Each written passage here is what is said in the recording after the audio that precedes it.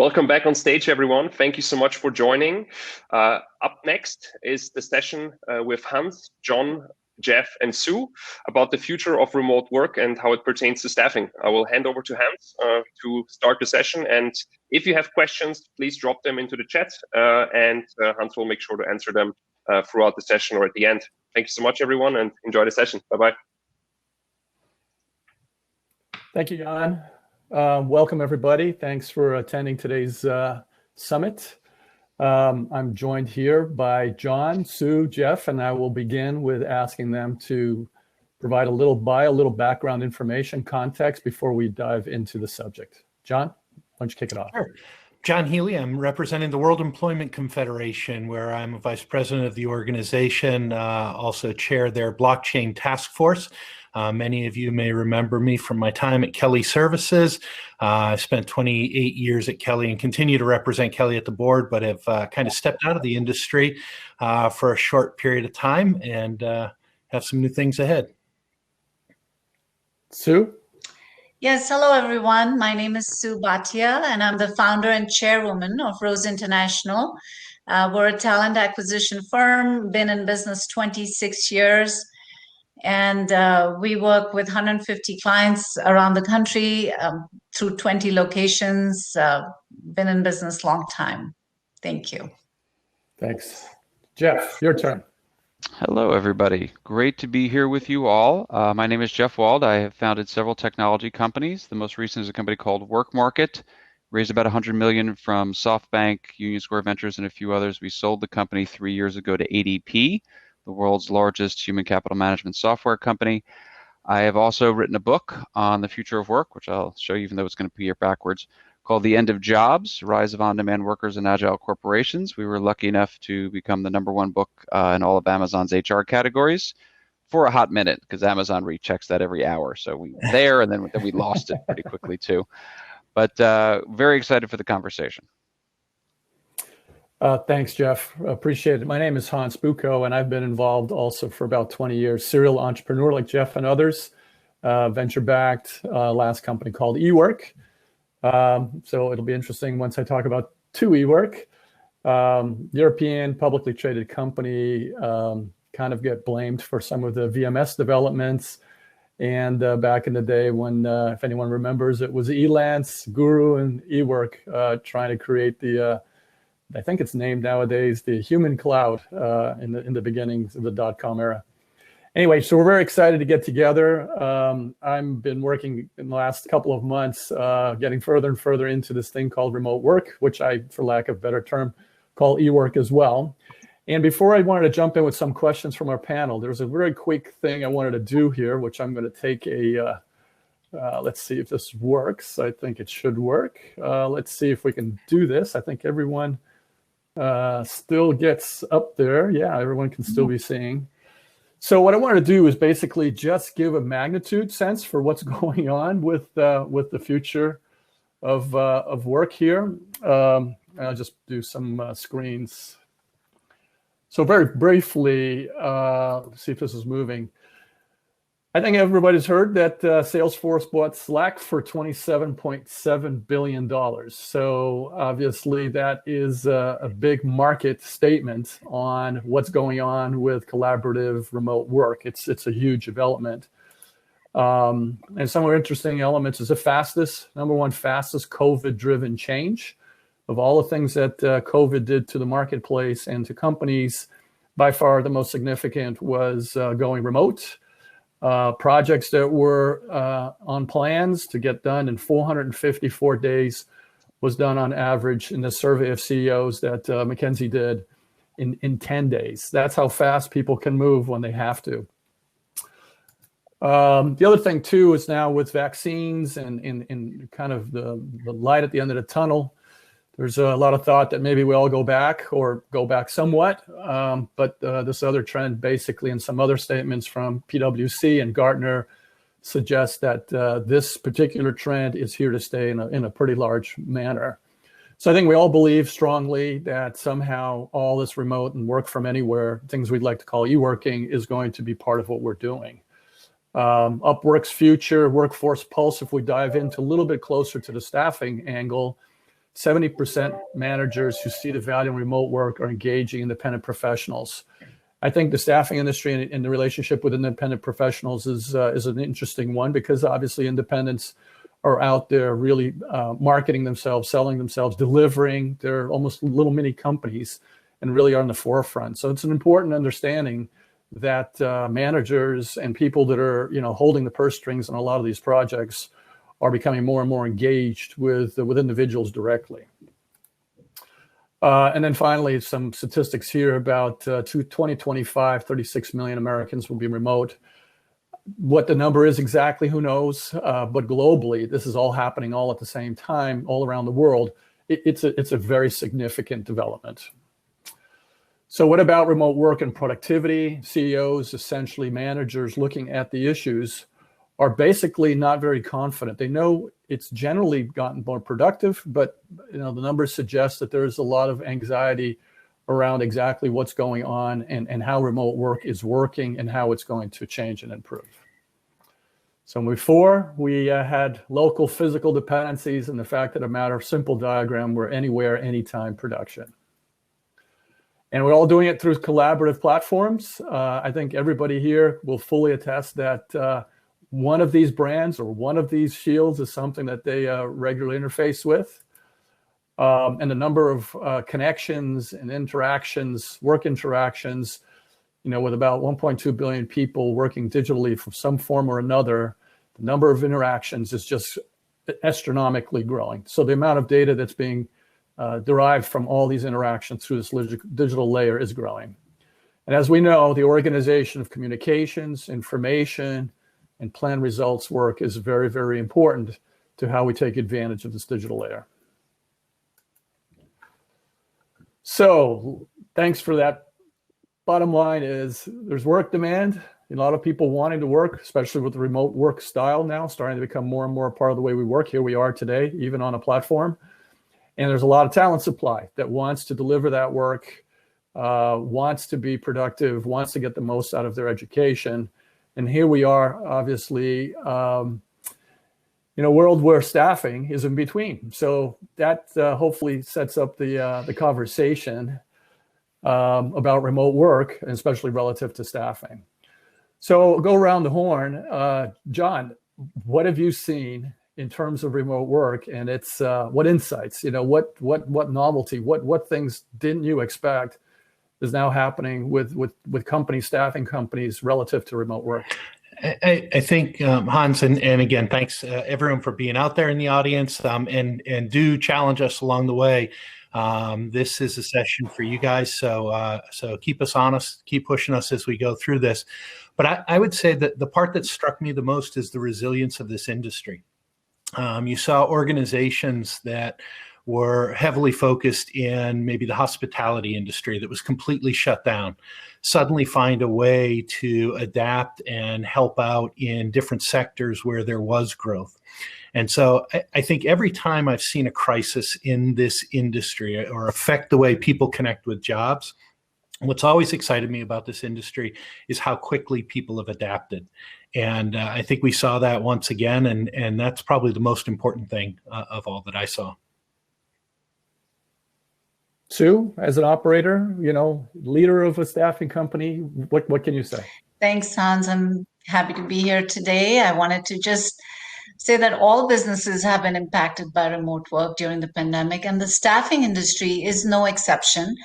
Back in March, we quickly adopted the work from home model for all our 20 offices, and within a matter of days, we were all up and running seamlessly.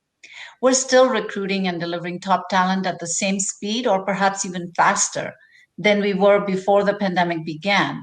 Overall, I feel like staffing companies are mostly impacted due to the client portfolio they hold. And the good news is, like one of your charts mentioned, that you can hire temporary workers across the country, anywhere they live. It doesn't matter. The geographic constraints have been removed. You showed a nice graphic on that. And the contingent workforce hasn't really slowed down. We've noticed because of remote work, it's only slowed down for industries that have been impacted strongly, like airlines, entertainment, hospitality. Both of you mentioned that. The fluctuation in contingent workforce and its demand, I feel like, will continue because as the economic recovery happens, we will see that fluctuate in the next year or two. We're dealing with a much bigger talent pool, and hiring managers are much more open to hiring temporary workers from any location. Now, this leads to sustainable job growth by distributing our economic footprint more evenly throughout the country. There's only so many new jobs that cities like New York and San Francisco can absorb and sustain without the cost of living going through the roof. So, workers can live anywhere, cost of living is down, and it's a more even distribution of economic wealth around the country. That being said, we're noticing that there are challenges with remote work. One of them being the different time zones, because people are working, from far away. The time zones need to be settled with. And second is, how do you measure productivity? And thirdly, team assimilation is important, to have these remote workers feel they belong to a certain team without having met any member ever in the team. So I think the staffing companies need to work closely with their clients to overcome these challenges. So we're seeing all of this. Yeah, excellent points. Yeah, I think a lot of us have talked about remote work, but we were remote working with people that we knew before this began. I think it starts to get much more interesting when we initiate that engagement, that relationship entirely online. And that's for most of us who don't have online dating experience. But we'll see how that works. Jeff, how about you? I mean, what are you seeing out there? I mean, obviously you have a lot of touch points as a platform provider. I've interfaced with a lot of staffing and workforce companies. What generally was a real surprise in terms of how this remote work and staffing? And did we switch to online dating, or is that the subject? Should I comment on that? No. Just because I have experience with that does right? not mean that I necessarily am better at this. Good. Now you're better positioned to answer Fair. this than most. So well, Hans, in the chat. here's where I would focus my thoughts on this. First is, understanding what remote work means. And the reason I wrote this book was to put forward a framework to say we need to look at history, we need to look at data, we need to think about how companies actually engage workers. And when we think about remote work, we should start with some definitions first and foremost, right? I like the data that you had, and that was an amazing presentation and really kind of highlighted the topic here. For me, when remote work is brought up, it is people that spend more than 50% of their time not going to the office. And that has important implications from a tax nexus standpoint. It has important implications from a infrastructure standpoint. Do I need to allocate square footage to you, or can I hot desk you or hotel desk you?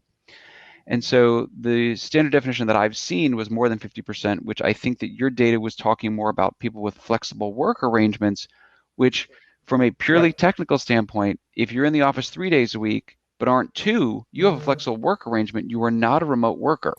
They're very, very different. And remote work was 1.5% of the US workforce. In 2010, it grew to 3% of the US workforce. And most of us that study labor statistics and history would not have made any prediction more than maybe it gets to 4% over the next 10 years, because remote work had always been a pull function. It was always the employee asking to do it, and it was the employer mostly saying no. And the reason that we had a lot of kind of leveling off was 2 big impediments. One was mindset. And we all know the manager that says, look, I know all the studies say that remote workers are happier, they're healthier, they're more engaged, they have higher retention rates, they cost us less, they cost the worker less. I know all that, but I think productivity equals presence. I think magic happens when people are in the office together. And so that mindset was a big impediment to remote work's continued growth. The second thing was that remote work doesn't work unless you have the infrastructure and the policies and the procedures to make it work. Infrastructure meaning, look, it's one thing to say you can work remotely. It's another to make sure you can access all of the company's systems outside of the company's 4 walls. Because if you can't do it, remote work is not really feasible at scale. And so both of those things had to change in March of 2020. And that led to, at the height of the pandemic, 40% of the US workforce working remotely. And it's super important to remember, 42% is the max limit in the United States. Because clearly people in manufacturing and extraction industries and transportation and logistics and a host of other things can't work from home. 42% is the max limit. That is the highest of any country in the OECD, which is the one there where this data comes from. And most other countries are in kind of the 36, 37% range. And so we've seen tremendous growth. And then it is part of what we call the tech acceleration, this acceleration of digital work, of digital payments, of digital commerce. But there will be a snapback. And we don't know what extent that snapback is going to occur. You put up some great stats about what managers want, about what workers want.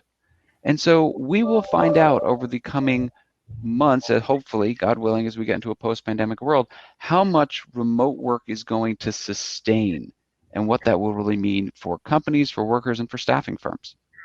But Jeff, Hans, if you don't mind, I want to just kind of jump in there. Bring it. Do you think that there's a point in there of how maybe what we began with as the pandemic hit was about jobs being moved remote and all the work needed to be done? But what we're learning now inside organizations, and this is our client organizations, and it's what's forcing the staffing companies to adapt, is that it's now tasks and activities that people are figuring out. So it's no longer the whole job that we look at. We're looking at which tasks and activities can be done. So that's where your whole hybrid workforce is coming from and what's happening in there.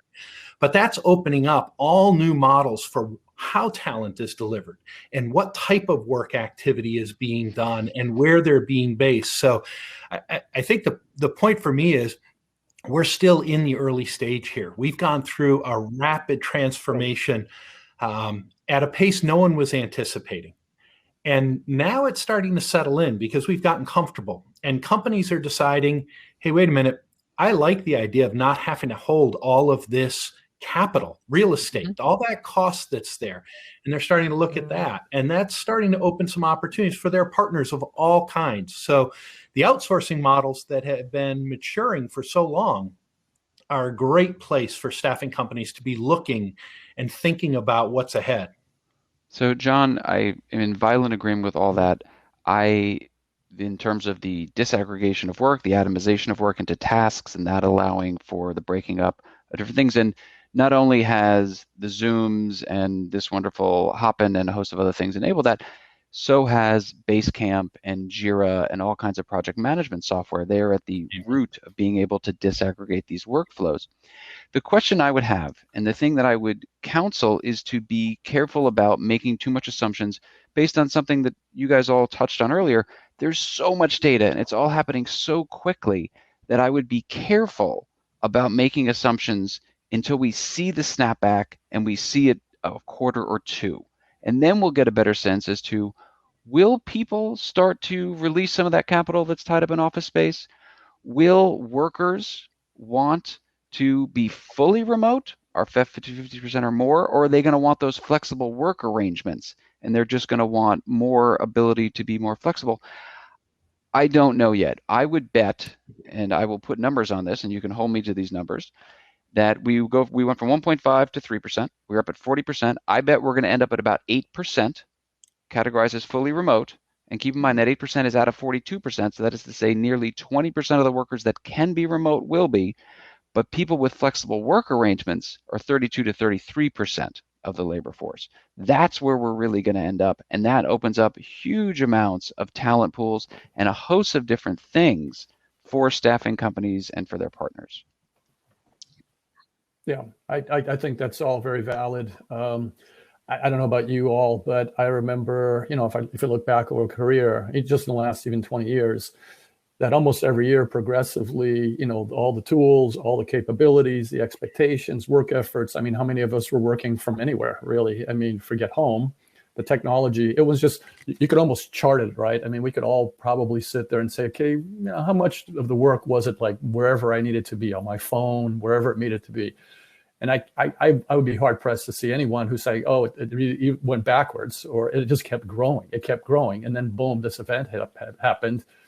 And we realized that we had to completely rely on the skills that we had been building and the platforms and the techniques and the expectations of coworkers.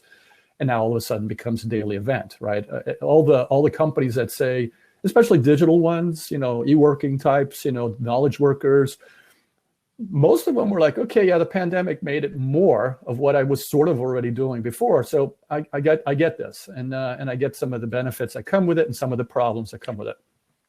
But the bottom line is, this is, as I referred to, the pandemic was really a massive tailwind on what was already happening in digitizing work, right? I think and just take to Jeff's numbers, though, as one point. The staffing industry represents about 2 to 3% of the U.S. workforce. And that's pretty consistent as you go around the globe. We're really not even extending beyond 7 or 8%. We like to talk about how the gig workforce is radically changing that and altering. Not so much yet. So when we talk about this, we also have to break down not just what percent of work can be done remotely, but if we're talking about within the staffing industry, we have to truly understand the difference between many firms that are specialized in heavy blue collar labor. They're seeing 0% remote other than their own staff. And then you see other firms that are in the IT space that are 100% remote on everything, and they've built a completely remote model. So we also have to just be a little careful in typecasting everything as being the same within the staffing industry. And another point, Jeff, you're talking about percentages and a hybrid model. The challenge with a hybrid model is the costs remain the same. So you don't really realize the cost savings. You still have to have your offices open, and employees have the choice of coming 1 or 2 days a week. So the cost benefit is not there. And yet, the team dynamics, like you're saying, that 8% is what you're expecting it to be. Well, we'll see. It's definitely something to allow that to unfold and watch. But interesting points. Thank you.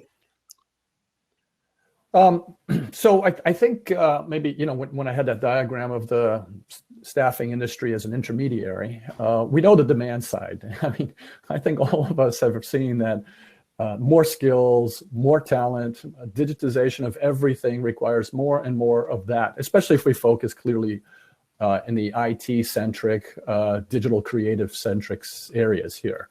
So perhaps a little bit less on that side of the equation. And we know now that the expectation, given this experience, is that they're going to also want a lot of it to be done remotely, a lot more flexibly, over standardized platforms that they use for their own workers and so on. But let's look at the other side of the equation. I think it's a little bit more of a challenge. It's already a challenge, but even more of a challenge, perhaps, or maybe not, maybe an opportunity to find the talent. So, Sue, what are you seeing? What are you seeing in that workforce, recruitment world? Obviously, you operate a staffing company. You need people to deliver value. So what does that look like? So in terms of working with candidates through the hiring process, our team quickly adapted to having all digital contact in this new normal.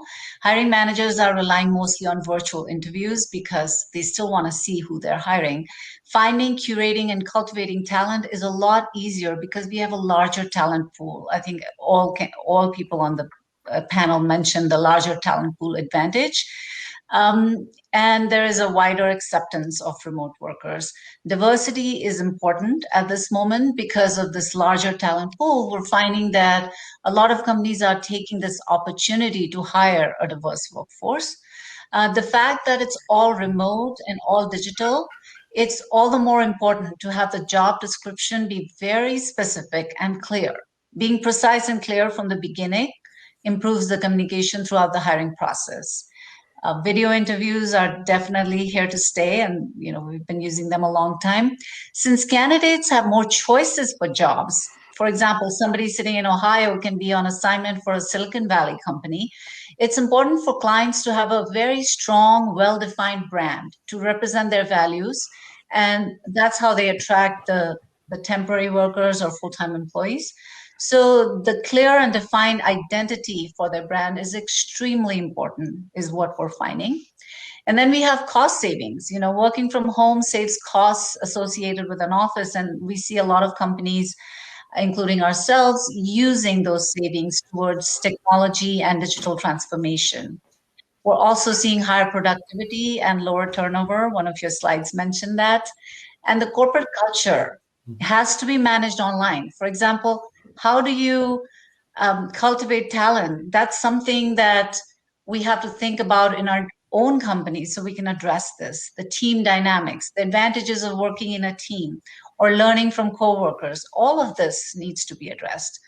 We're physically distanced, but still we have social connections, and they're just online now. Staying connected internally and with our employees or externally with our clients and suppliers is, I find, more and more important than ever for a productive corporate culture and positive relationships in this business. Yeah. Very interesting. Yeah, we got about 6 minutes or so.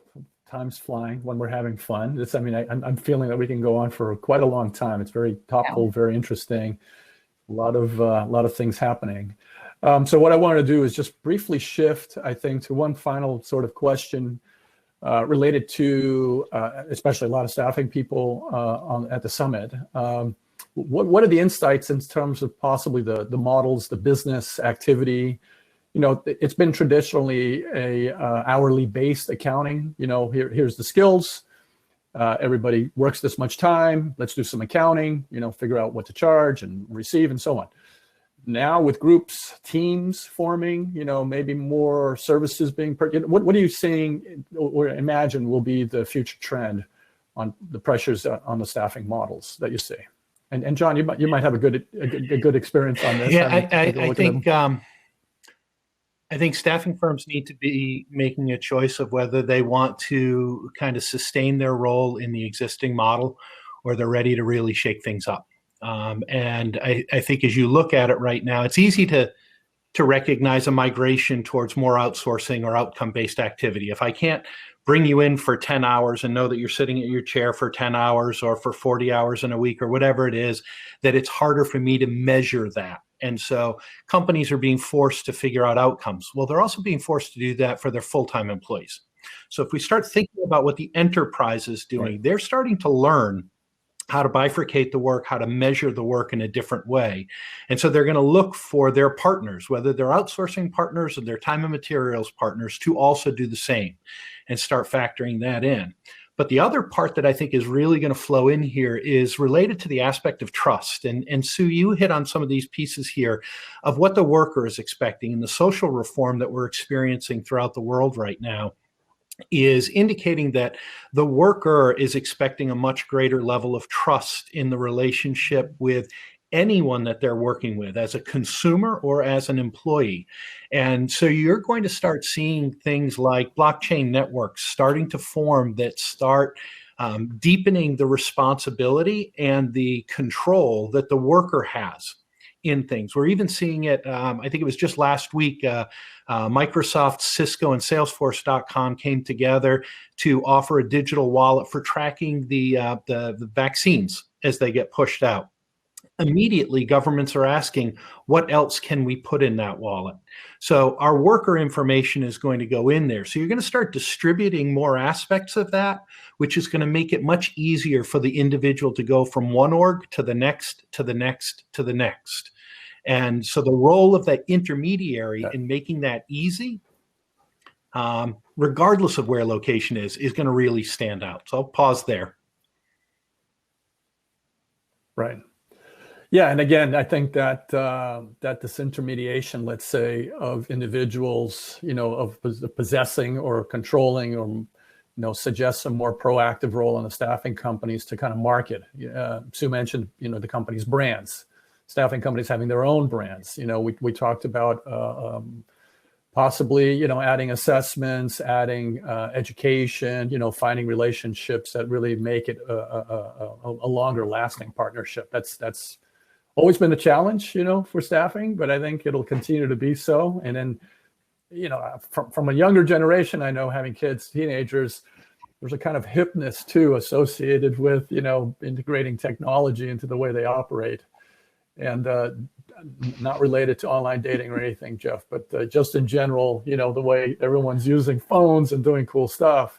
I know, having a teenage 18-year-old boy, that he's very plugged in, right? Like I think a lot of young generations people are, and they're not going to have any patience for relating and associating with people who aren't similarly connected. So Any other further thoughts? I think I got Jan letting me know that we're on our way out. I'll offer this on our way out.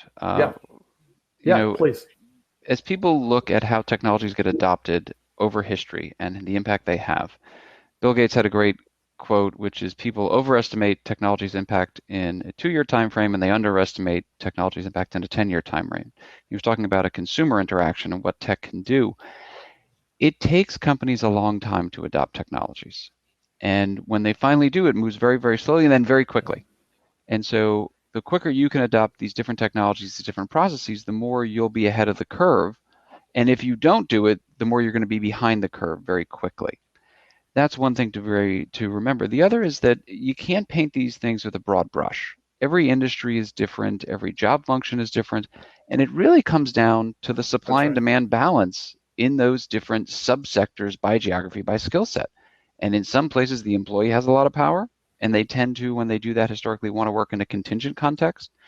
But most times the employer has power and they will determine how things are done. So be mindful of the history, be mindful of how companies engage technology, and be mindful of how specific you need to be when talking about the future of work. Right. Well, Jan signaled me we must be doing something right there. He signaled me that we got a few more minutes. So just to kind of go on that a little bit more, which is a little bit more tangible. What has been your favorite, let's say, collaborative or tool? I mean, tech. I mean that this really brought. And again, we're staying off of online dating here, John. So don't say Tinder. That's out. Mural. Yeah. I would go to Mural as a phenomenal collaboration tool that I've seen design thinking sessions just really come to life for groups that had never experienced design thinking and were entirely new to collaboration. So very user-friendly, very easy to use, very effective, some great templates that are being built out by some of the project management companies out there. Great. Sue, any thoughts on surely even as the CEO of the company, you must be collaborating on technology with all of your staff. So what kind of things have you really been we have our own technology platform that we built. It's homegrown and it's state of the art. We try to stay ahead of all the trends that are that we can see on the horizon. That being said, I think this panel would be incomplete if we didn't mention two very important items that are, one of them, we talked a little bit about employee well-being, and that's something staffing companies have to take charge of because there are burnout signs. 33% of employees are complaining of burnout because people are working longer hours. So there's something there where I feel like well-being is being very seriously looked at. And with remote work, it's very well connected. And the other thing is in December, there were 156,000 jobs lost, and all of them were women. Would you have believed that?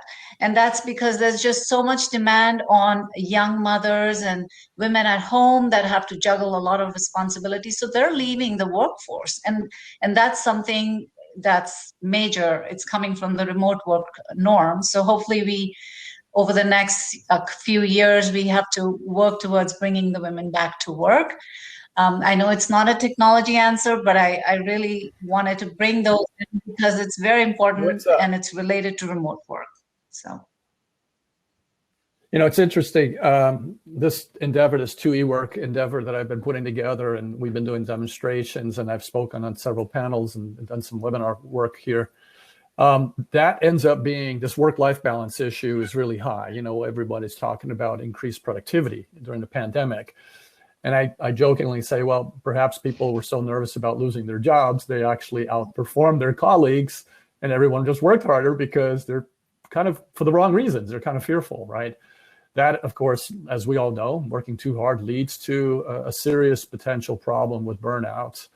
And then by far the other issue was this work-life balance, especially with the fact that we're all kind of part-time teachers now, in addition to everything else, at the same time as doing everything else.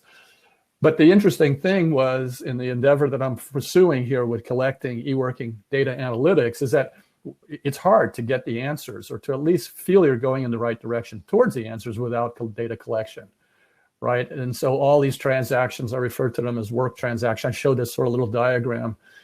Everything that you do that's not a purchasing transaction, an e-commerce transaction, but it's a work-related transaction, if assessed and looked at, can start to look for trends that will help answer the question that we all have on the top of our minds. How many Zoom calls are too many, is it time now to make sure that it's okay for my kids to spend more time online, because I need to spend some time working online. So yeah, there's a lot of issues that are popping up. I think you're right. Women have seen that issue. I think the mental health associated with wellness and environment, right? I mean, people crowded in closets, or helping another company that's doing a lot with sensors and IoT to make sure that the work environments have the right kind of just physical environment.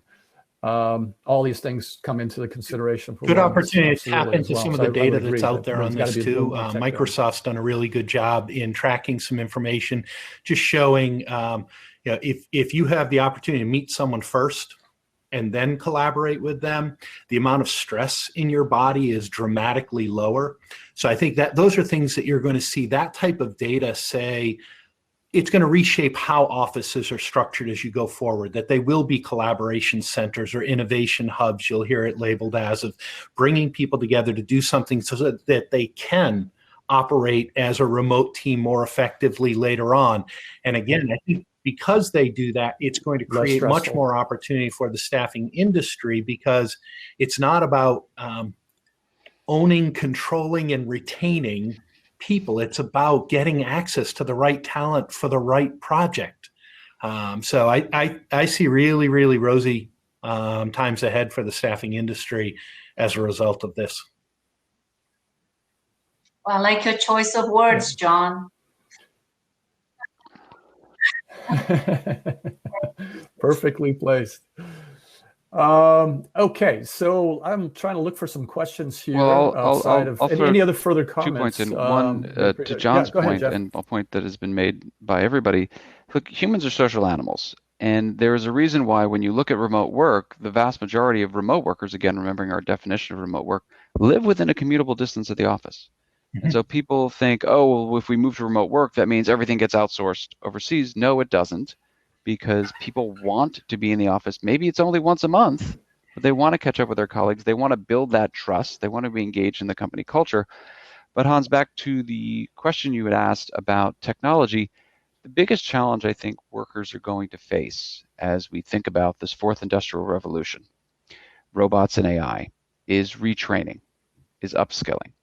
And the kinds of things that, if we look historically, society has done very poorly. We don't support the workers whose jobs, whose functions, whose industries have started to get automated away. And we do that to our collective peril. We ignore them to our collective peril.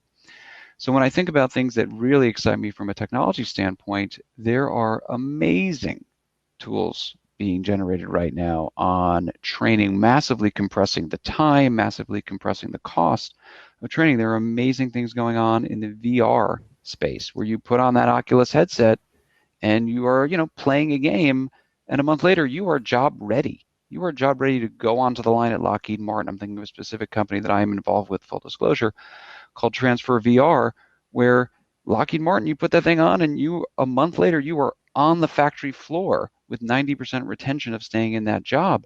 These are phenomenal statistics as to how quickly they can train people up. Well, and let's think about the fact that we're inadvertently training an entire generation to absorb education that way. I've got kids here at home that every day are learning a lot faster about these tools that allow them to learn, to kind of get assessed, because let's face it, we got to kind of qualify the education. So there are all these things that I think are being injected into the reskilling. I was involved in robotics automation as my first phase of my career. And that was a very big issue, obviously, as so many automation robots, physical automation robots, were being placed in factories. And there was never enough support. And the companies genuinely also didn't communicate very clearly that they were fully interested in maintaining and engaging with employees who had served very well and had a lot of other information and knowledge that was pertinent to their continuation of work.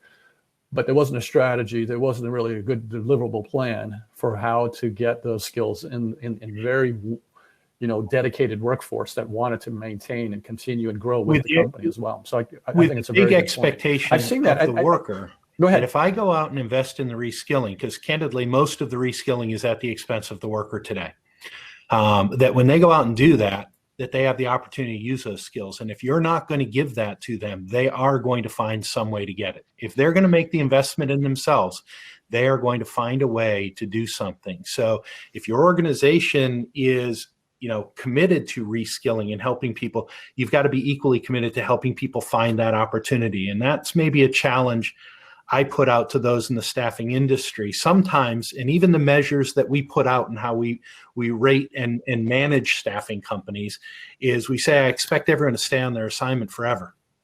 And maybe if they learn something after 3 months or 6 months and they go out and pick something else up, we've got to be backfilling their role and helping them find their next opportunity, not degrading them for moving on when they need to do something to better their lives.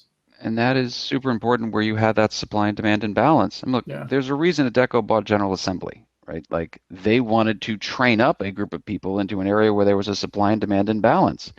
And there's a reason they bought Vettery, right? They want to get into this platform business. And so you start thinking about training and platforms and what kind of things staffing firms can do to differentiate themselves, separate themselves. Look, everyone can't do what Adecco does. And Adecco shouldn't do a number of things that Adecco does. But there are a lot of very clear trends based on what they're doing that other people can action on in different ways. Yeah. But if you're going to call Adecco out on the bad, I'm going to call them out on the good, in that you've got Elaine DeHaze sitting at the World Economic Forum at his expense and Adecco's expense, representing our entire industry. So being here representing the entire staffing industry through the World Employment Confederation, I got to call Adecco out and Randstad out and the companies who have made very deep investments to focus on the brand reputation of our industry. And it's something we need to all come together more frequently on. And as a practical matter, I was calling them out for innovation and moving things forward. Nothing but love for Adecco. Yeah, definitely seeing the future. And Sue, I mean, let's get you in on this as well as the true staffing executive representative.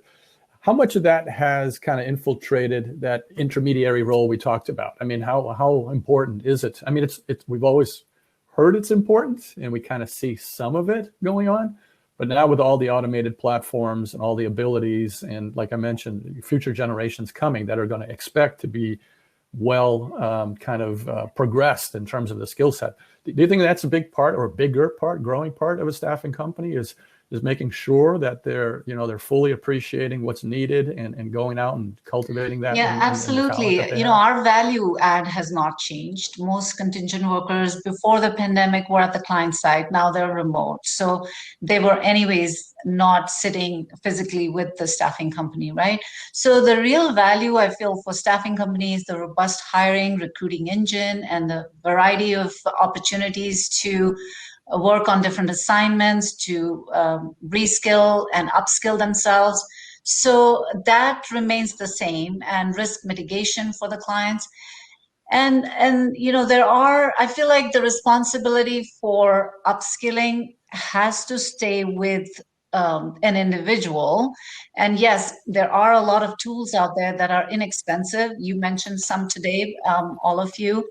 And then there are many inexpensive, even free tools that people can use. And I feel like staffing industry gives people that opportunity to learn new skills rather rapidly, because they don't stay with the domain knowledge of whether it's just healthcare or banking and financial sector. They move from assignments, and in doing that, they are picking up new skills. So that is, I believe, a natural value add from the staffing sector, and an attraction for a lot of these workers when they're deciding to become an FTE or a contingent worker, right? And then there are a lot of new job roles that keep coming up. Like recently, we've heard a lot of demand for epidemiologists, contact tracers, climate change responders, occupancy specialists, and even something, a brand new title is head of remote work, right? So these are titles that are coming up. There's a demand. And so staffing companies have to navigate through all these new titles and figure out how to supply the demand that is out there. And a lot of that is just bringing the whole package together, working with the candidate, working with the client, if there's any skills, skilling needed, upskilling needed to be able to offer that. So it's important. I think the intermediary role is critical for us. Yeah. Yeah. Yeah, I mean, we had mentioned this before about even confidence, right? I mean, this is all new to the companies and the managers. There's a big area of confusion around, how do I manage remotely even better? And to have confidence around a partner, a longstanding partner that can collaborate with them and give them the confidence, I think is really important. I think that is an important aspect of being an intermediary in the staffing company who has some good, solid, long-term experience on how workers need to be treated and progressed, right? So, all right. So I'm waiting here. I think, Jan, we're coming to a close. I want to thank John, Sue, Jeff. You guys were outstanding. Hopefully, we provided some insight. Nobody can predict the future, but we try to at least establish some platform for trying and. Enjoy your remote working, since I don't think it's going away anytime soon. And when you combine it with all the other fun technology stuff with AI and ML and all these other things, hopefully it won't feel as weird as online. Had to bring it back there, didn't you, Hans? All right, I got to get to my next online date. Why not? Okay. You guys are best. Thank you. Yeah. See ya.